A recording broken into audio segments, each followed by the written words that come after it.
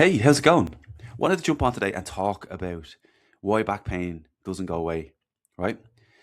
A lot of people who I meet are in a place where they're really frustrated. They have this back problem and they've tried really hard to fix it and it just won't go away. And over the years, it becomes more impactful on their life. It affects more things and they're really struggling to actually find a solution to it. Um, they do all the logical things, right? So they take things away, they stop exercising and activity, things like running because they're told impactful on the back. You get messages like this, frustrates the hell out of me. Impactful on the back, right? So we need to take it away. Avoid bending and lifting as much as possible. So they take away bending and lifting and even rotation as well. That's another one that gets a bad rap as well. And then they protect their back protect their back within an inch of its life. They end up getting loads of treatment from all sorts of therapists of all sorts of stripes and all sorts of ilks. And they do loads of corrective exercises and stretches, right? So they're trying to fix the problem. They follow loads of rules around posture. They brace the core and protect their back when they're doing normal, basic daily tasks like lifting. And then even when they're doing things like that, they kind of bend their knees so they avoid and protect their back.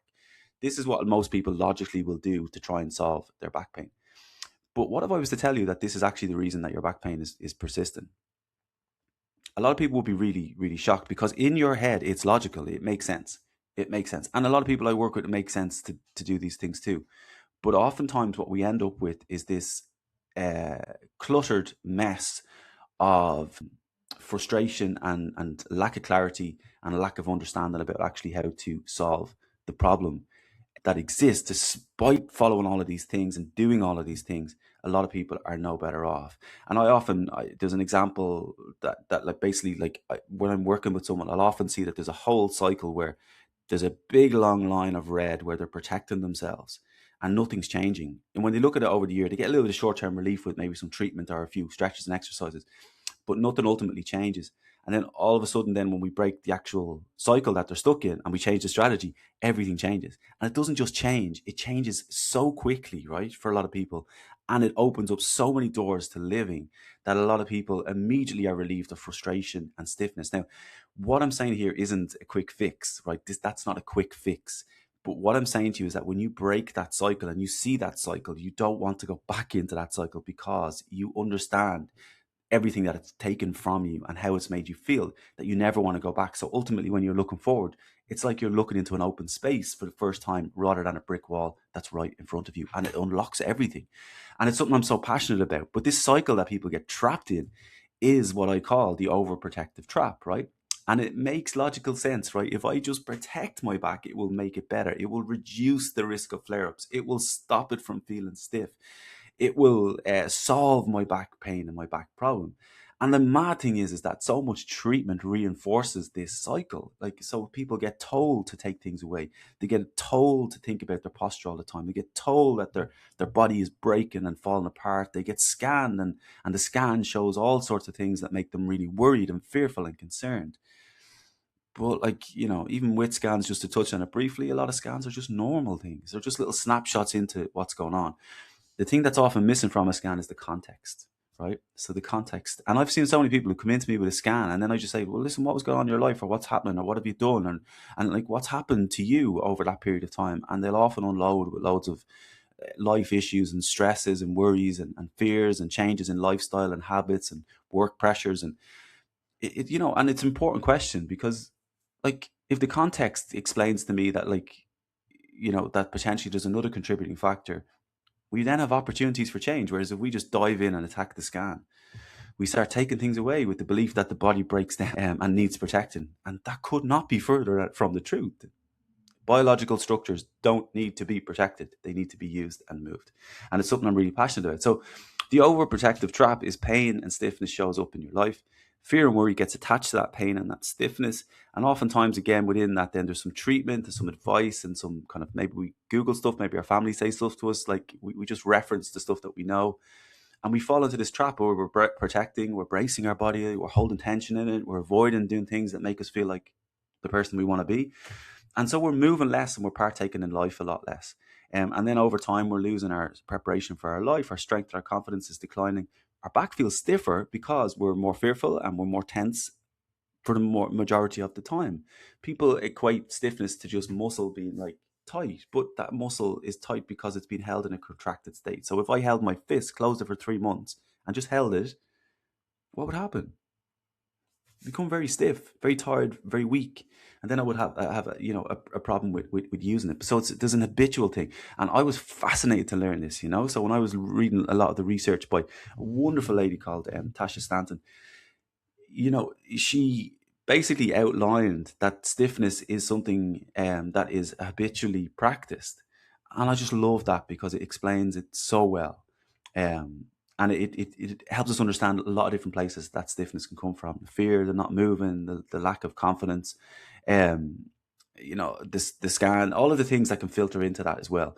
So when our back feels stiffer, then we protect it more, and then the back reacts more easily. So we're losing capacity and confidence and strength over time. And it's like there's a compounding effect when we fall into this cycle. It's like if I make a decision today not to move. So my strategy: I'm not going to do any exercise. I'm going to sit down. And every time I think about doing exercise and movement, I sit down.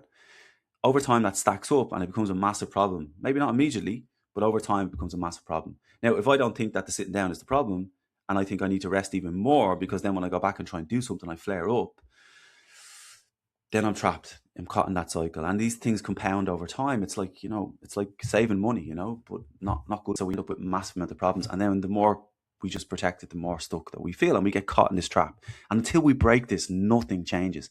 And this is like why so much treatment only gets short-term relief, because people momentarily break it, but then fall back into it because they're not made aware of it, and they're not sort of like shown that this is a massive problem. And it's often reinforced, unfortunately, within a lot of the management of back pain. So again, it's like breaking your arm, putting it in a cast at first. Cast helps, but what would happen if you kept that cast on for 20 years? Well, everyone knows this. It's like, they know this, but when you're in pain, and the way we approach backs is so different than other body parts for some reason. Don't understand. Your arm becomes weak, stiff, and fragile. And when you try to use it, it gets flared up easily. And the cast that once protected you is now holding you back. And most people don't have a real cast on their back, obviously. But then some people wear a brace around their back. I used to wear a brace around my back playing football. Mad stuff when I think about it. And I remember feeling so restricted. I couldn't move naturally. It was very difficult for me to run. But I thought that was the right thing to do because I was protecting my back, but I wasn't. I was making the problem worse. And a lot of the cast that people have around their backs is built up of fear, tension, rules, and avoiding movement. And until you get rid of all of those things, what you're going to find is that you just keep coming back into that cycle, and it's incredibly frustrating. But the minute that you break it, it feels amazing. Like it's like someone has just said, just open that door over there and walk through. And there's this beautiful field with flowers and sunshine and mountains and all this stuff, where a lot of people, unfortunately, they get caught in that trap of managing a problem, and then it just closes in on them and makes them feel much worse over a period of time.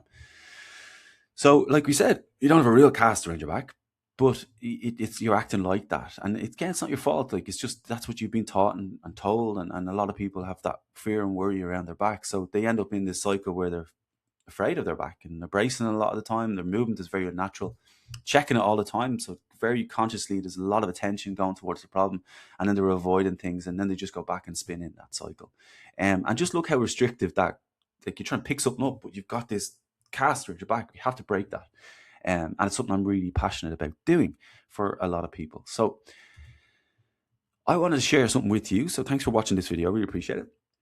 And what I'm doing over the next couple of weeks is something really, truly exciting and maybe a little bit crazy, right? Maybe a little bit crazy, but I want to help, excuse me, I want to help as many people as possible break that cycle, okay? And this is why I created the Better Back Reset, okay? Which is a 6-week program towards a better back, right? So it's a fully online. It'll take you through step-by-step lessons on how to break the cycle, how to see the cycle, what to do about it, how to fix your movement, how to deal with flare-ups, how to understand what's actually going on, and how to get yourself on that road to lasting change. So the whole full program will be free on the within the community and within the members area. I would love if you could let me know that you want access to it. And what I'll do is I'll just put you on a list of people so I can let you know. And then what we're going to do is we're going to kick off the community again, because when you're using this, I want to help you. So what I'd love you to do is to post in the community if you need help on any specific things, and I can come back to you and support you. But in the same way, other people working through it can read those posts too, and then I can support them too. This is totally free. People, I've been told I'm mad. I shouldn't be doing this. Like, I have a guy who helps me with my marketing stuff, and he's like, "Don't do this. Don't do it for free." I'm like, "Well, no, I want to help as many people as possible." So let's help you break that cycle as well. So listen, have a great day. Have a great Tuesday, and thanks for sticking around and watching the video, and I will talk to you soon.